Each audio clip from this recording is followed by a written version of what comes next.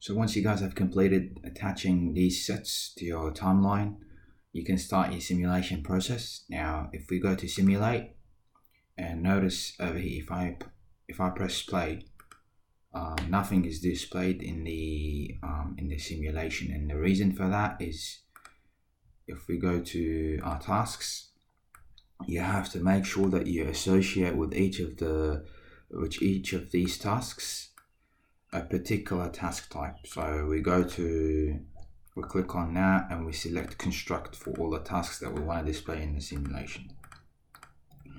And these task types you can configure if you go to the configure tab over here. So you guys can see a name which is assigned as a construct is gonna appear in the simulation first as green with 90% transparency. And then at the end of the simulation, at the end of the task, sort of towards the task finish time, you're gonna see the model appear. You can change these, of course. If you go here, you click on this drop down list, you can select whatever color you want. And so it depends how you wanna configure your simulation. So let's go to our simulation, press and simulate.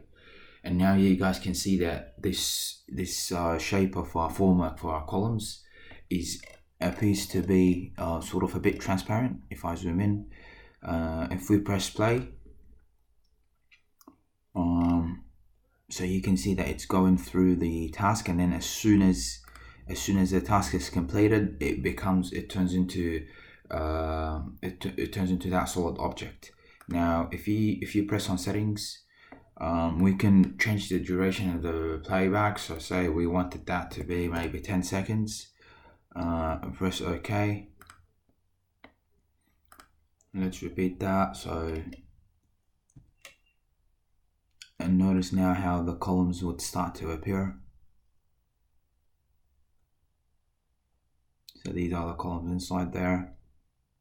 And then you get the solid configuration for the column. So this is how you run your simulation. Now this sort of simulation is a bit boring, to be honest, because there's no movement. So in the next video, I'll show you how to animate your simulation so that it appears to be more dynamic.